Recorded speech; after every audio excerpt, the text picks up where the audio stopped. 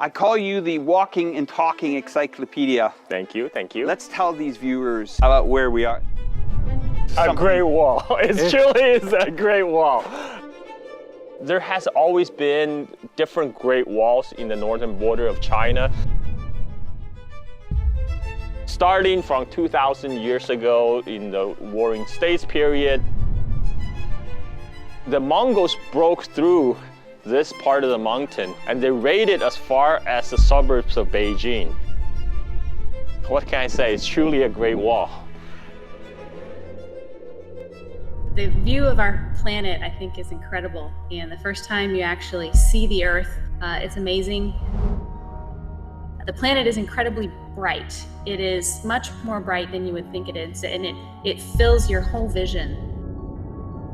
So you can see continents go by, and they're very, very bright. I would be incredibly thrilled to be part of anything that involves getting on a rocket and leaving the planet again.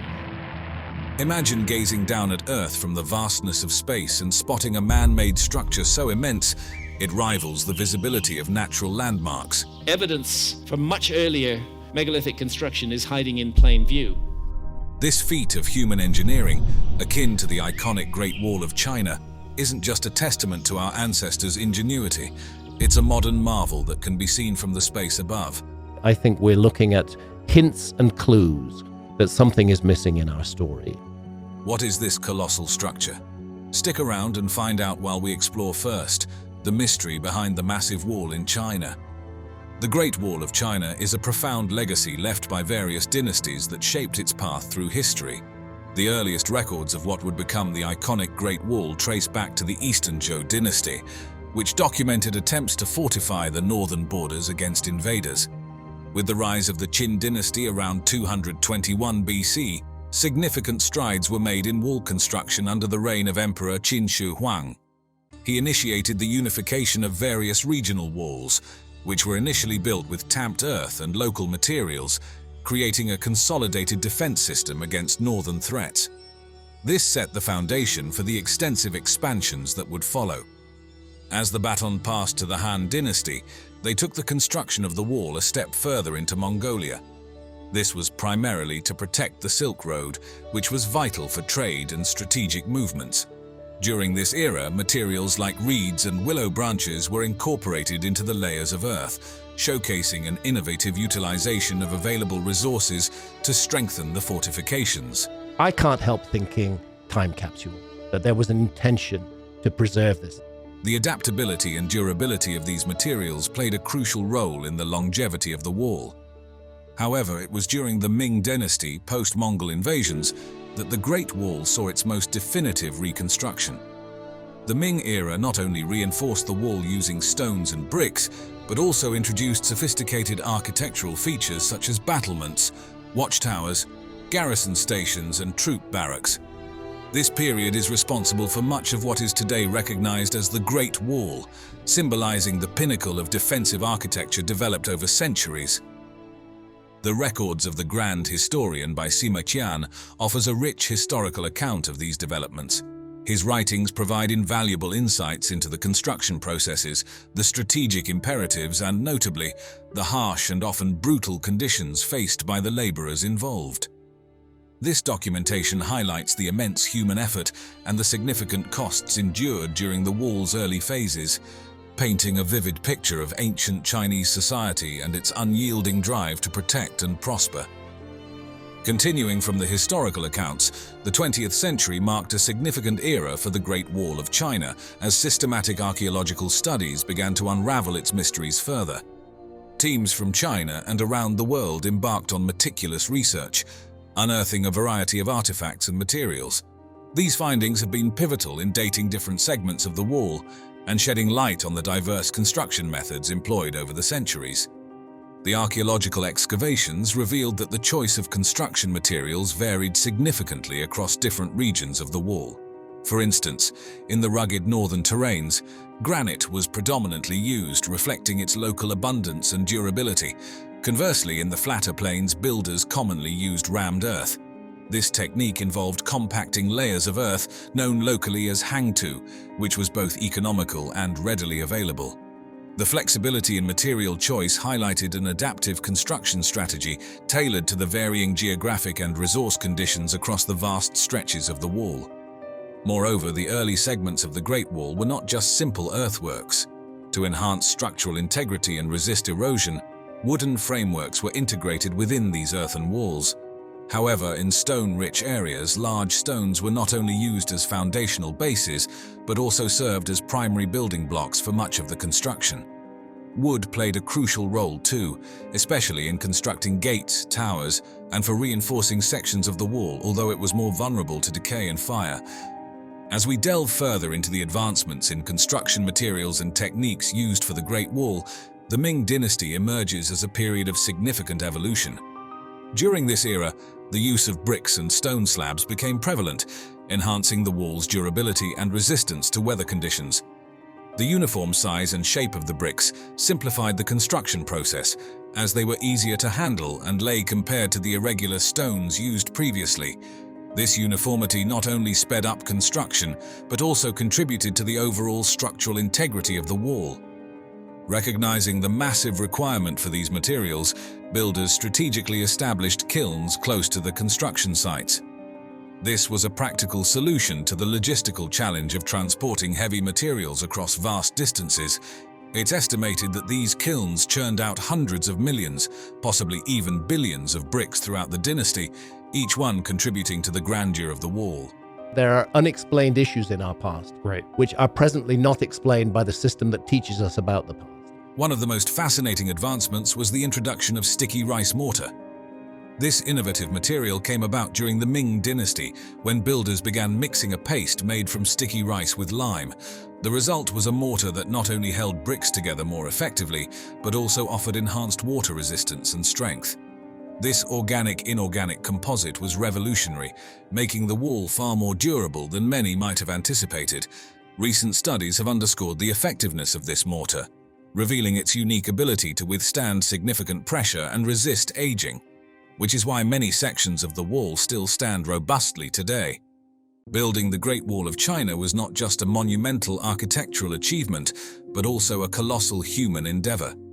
The workforce required to construct such an extensive structure included millions of individuals over the centuries: soldiers, peasants, convicts, and even intellectuals who had fallen out of favor with those in power. These laborers were mobilized across various dynasties, each contributing to different sections and aspects of the wall's construction. The conditions these workers faced were incredibly harsh. Minimal supplies, brutal climates, and grueling physical labor were the norms. Many laborers did not survive the harsh winters, suffering from exhaustion and malnutrition.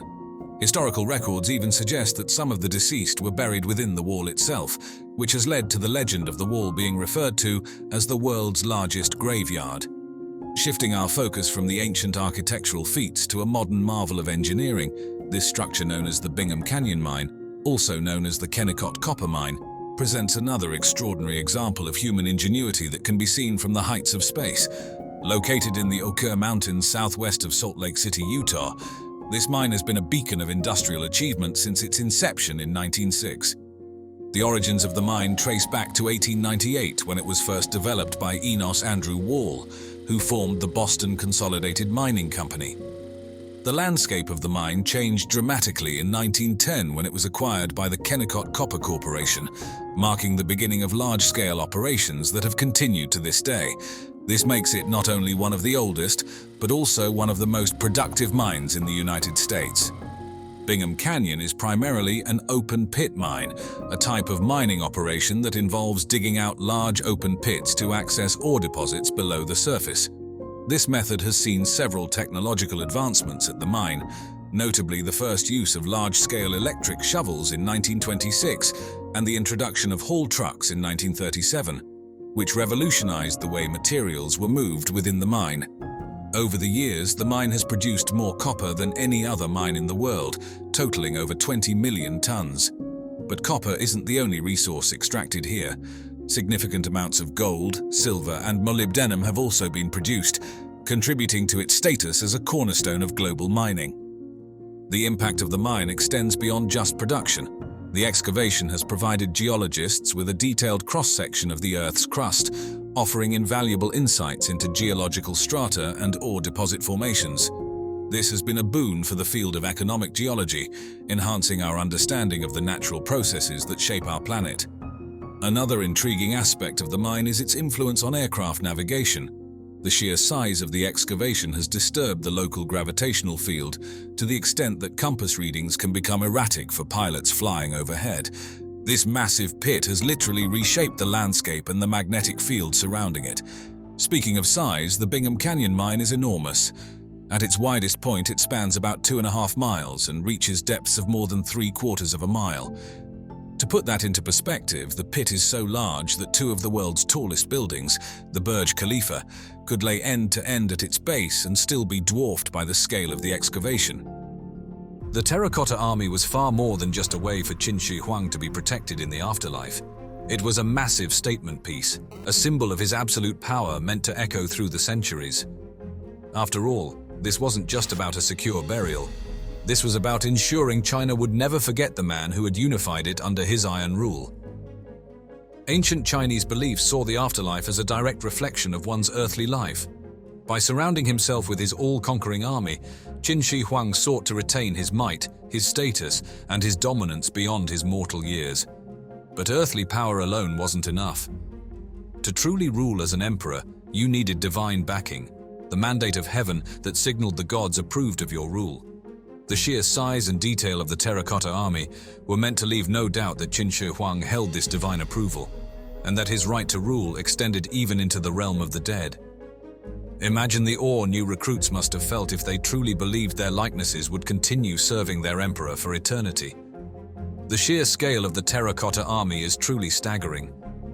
The soldiers are life-sized, and some high-ranking officers are even taller, emphasizing their leadership and might. Horses, life-sized as well, add to the realism. You're not just seeing an army, you're seeing it arranged in meticulous battle formations within massive pits so vast they could easily house several football fields. The chariots that accompany them are intricate works of art in their own right, some even including ornate canopies, as if ready to carry a high-ranking officer into battle. The logistics of creating this masterpiece within a few short decades must have been extraordinary. They likely used a method of modular design, similar to creating terracotta roof tiles, to build the figures in an assembly line fashion. But to fire these massive figures in kilns large enough and achieve the right temperatures must have been a technical and engineering marvel at the time. Each soldier was given unique features, facial expressions, wrinkles, different hairstyles, and their armor intricately carved to mimic leather or metal. This speaks to an incredible commitment to detail and massive artistic undertaking. To achieve this would have required not only vast numbers of laborers but an organized hierarchy of craftsmen and project managers to pull off a feat of this magnitude. The Terracotta Army isn't just about showcasing Qin Shi Huang's might or reinforcing his divine right to rule. Look closer, and you realize it's a remarkably personalized project. Despite the massive scale, there seems to have been a desire to represent the real faces of the soldiers who served and conquered under his command. This wasn't about mindless copies. It was about capturing the spirit of his army. Studies show immense diversity in the faces, evidence of the vast swathe of territory Qin Shi Huang had unified. Imagine standing face to face with a young recruit, his eyes gleaming with a mix of determination and perhaps just a hint of fear. Or maybe you find yourself looking at a grizzled veteran with laugh lines and a weathered brow that speaks of countless campaigns. You see mustaches, beards, and every expression from hardened resolve to a flicker of worry. It's a testament to the sculptors and the might of the newly unified China itself. The variety doesn't end there. Hairstyles change, with some figures sporting neat top knots and others elaborate braids that may have signaled rank or division within the army. Even the seemingly minor details are individualized. Subtle variations in the shape of ears and eyebrows make these sculptures feel incredibly lifelike. Clothing tells a story too. Yes, there's armor, but officers boast more elaborate plating and designs. The textures of simpler tunics hint at the different fabrics worn depending on a soldier's role within the army. It's not just about the faces, it's about capturing the essence of a warrior. Artists sculpted hints of muscle definition beneath tunics, perhaps reflecting seasoned veterans or soldiers with more physically demanding battlefield roles. Wrinkles and battle scars speak to both hardships endured and simple aging, making these soldiers silent yet incredibly expressive portraits. Eyes hold a special power. From a focused gaze to a furrowed brow, they speak without words. Sadly, we see the Terracotta Army in its faded state. But traces of paint tell another story. Dazzling reds, greens, blues, and more once covered their surface. The vibrancy is lost to us, but the purpose might not be. These colors were likely significant, used to visually distinguish between military units, or make some troops stand out on a chaotic battlefield. But just as with faces, color was another layer of individuality and realism lost to the passage of time. The Terracotta Army, though awe-inspiring, almost makes you wonder, if this is the welcome party, just what awaits within the emperor's main tomb? The mound marking its location is unassuming, yet it might hold wonders that dwarf even the terracotta soldiers. Historical texts hint at an underground palace of extraordinary ambition and potentially lethal design. Sima Qian, a historian writing just a century after Qin Shi Huang's death, left tantalizing yet chilling accounts. He paints a picture of a subterranean microcosm, rivers of flowing mercury replicating China's waterways, a starry night sky recreated on the ceiling with precious jewels, and hidden chambers rumored to be overflowing with treasures. Think about the kind of dedication and resources needed to create a lavish afterlife replica of an entire empire. Modern science chillingly backs up parts of this fantastical description. Surveys around the tomb mound reveal unnaturally high mercury levels in the soil.